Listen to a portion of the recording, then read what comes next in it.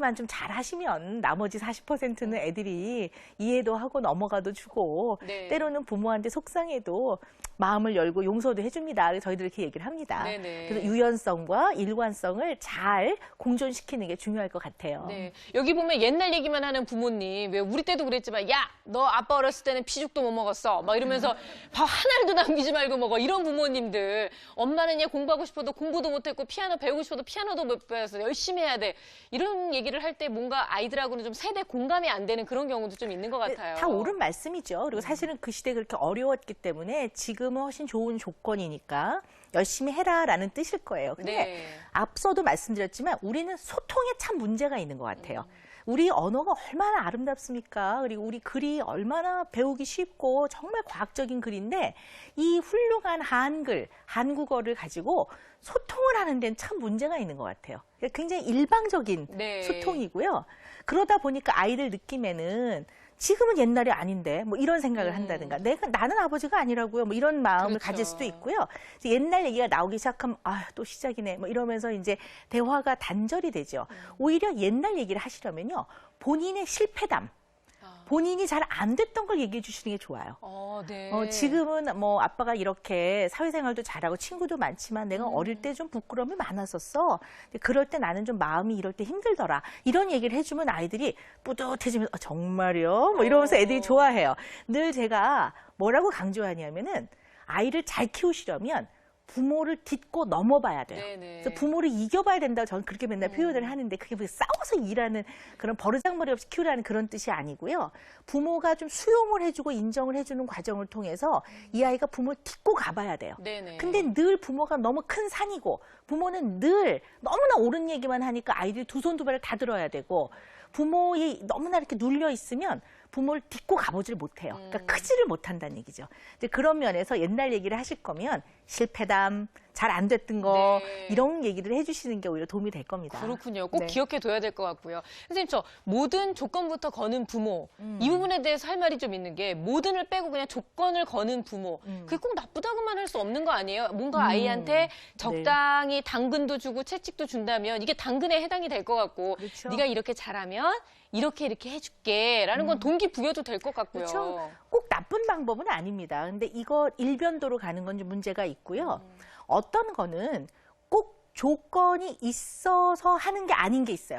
조건이 없어도 해야 되는 내적 동기를 갖고 해야 되는 게 있거든요. 그래서 누구한테 뭐 인사해야 된다든가 뭐 이런 진짜 기본적으로 기본적인 예의범절이나 거. 이런 네. 것들. 왜 그 산모들 출산할 때 너무 아프고 힘들잖아요. 네. 근데 남편이 와서 여보 씩씩하게 잘 나면 내가 신상 백 하나 사줄게. 그러면 잘 낳고. 그건 아니죠. 그러니 그건 아니잖아요. 아이를 그 잉태한다는 너무나 그 소중한 과정에서 사랑으로 내 목숨이 위태로워도 낳는 거잖아요. 네. 마치 이런 것처럼 비유가 좀 강하긴 했지만 아이들이 크는 과정에는 어떠한 상이 없어도 내지는 누가 지켜보지 않아도 누가 벌을 주지 않아도 그냥 자기가 당연히 내면에서 우러나는 동기를 갖고 해야 되는 게 있어요. 근데 그런 것들을 너무 늘 조건을 걸면 아이가 늘 조건에 의해서만 움직이고요. 그쵸. 조건 자체가 나중에는 그것이 삶의 목표가 될 수도 있어요.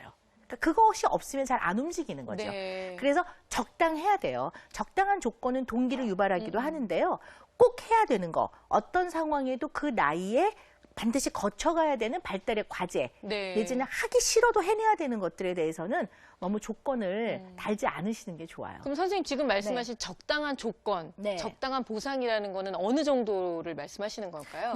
늘 그 동기가 없을 때는 아이들한테는요, 초기 동기부여 정도는 도움이 되는 것 같아요. 네. 그러니까 애가 너무 방을 열심히 안 치우면 너무 막 난장판을 해놓으면 사실 방 치우는 건 자기의 책임이고 몫이잖아요. 그렇죠. 그렇지만 이제 뭐 예를 들어 용돈 같은 걸 좀 주는 걸로 아이가 조금 동기부여가 되고 그 다음에 이제 용돈뿐만 아니라 칭찬도 받게 되고 자기가 이제 매일매일 하다 보면 좀 몸에 익숙해지고 그리고 나면 아이한테는 이제 설명을 해줘야죠. 이것이 용돈을 주지 않아도 네가 해야 될 일이라는 거. 그리고 용돈은 방 청소와 무관하게 엄마가 줄 거라는 거. 뭐 이렇게 하면서 이제 늘 조건에 의해 움직이는 것들을 조금 이제 상쇄시켜 나가야 네. 되겠죠. 그렇군요. 자, 그리고 아이를 너무 잘 안다고 자신하는 부모. 네, 이거 문제예요. 아, 이게 문제예요? 네. 아니, 왜냐면 부모 입장에서는 내 아이를 제일 잘 알고 있어야 되는 게 맞는 거잖아요, 선생님. 그렇죠. 맞기도 하고 또 제일 잘 알지요. 네. 그죠? 누가 잘 알겠습니까? 부모가 가장 많이 관찰해서 잘 아는데요. 이 함정에 빠져버리는 경우가 있어요. 너무 잘 안다고 확신을 해버리는 거죠. 네. 그래서 아까 말씀드린 대로 물어보려 하지 않고 내가 생각하면 맞아. 아이한테 이렇게. 왜를 안 물어보고. 네. 그래서 애들이 뭐라 그러냐면요. 엄마들이 와서 제가 생각하기에는 얘는요 모른다고 생각하지만 제가요 좀 잘 발달돼 있으니까 내가 얘를 빠삭하게 알거든요. 막 이렇게 얘기를 하세요. 그러면 애가 옆에 있다가 한숨을 푹 쉬면서 근데 엄마의 그 촉이요 대부분은 맞는데요. 안 맞을 때가 있거든요. 그땐 그렇죠. 제가 너무 힘들고 너무 괴로워요. 이렇게 표현을 해요. 늘 100% 맞는 건 아니거든요. 그렇죠. 안 맞을 때는 아이가 막 꽉 목이 메이는 거 가슴이 답답하지요. 왜냐면 아무리 얘기를 해도 부모는 아니야 내가 잘 알아. 너 그랬잖아. 막 이러면 아이는 정말 뭐라고 말을 할 수가 없는 거죠. 아니 다른 것도 아니고 네. 내 마음을 네. 내가 알지 엄마가 알아. 내 마음이 내가 아니라고 그러는데 네네. 이분은 계속 맞다고 맞대요. 그러면은 진짜 답답할 노릇이죠. 그럼요. 아 네. 그러면은 진짜 내 아이의 마음을 좀 이렇게 네. 정말로 잘 알 수 있게 되는 방법이랄까요? 선생님 그런 것도 있긴 있어요. 그럼요. 물어보는 거. 꼭 물어보고 확인하셔야 해요. 근데 아이들이 얘기를 잘 안 하기도 해요. 왜냐면 우리나라 아이들이 요즘은 많이 나아졌는데요. 저희 세대만 하더라도 부모는 그냥 개념적인 부모이지 이렇게 부모하고 아주 가깝다든가 그런 경우들이 좀 드물었죠. 네. 그래서 사실 아이들에게 부모하고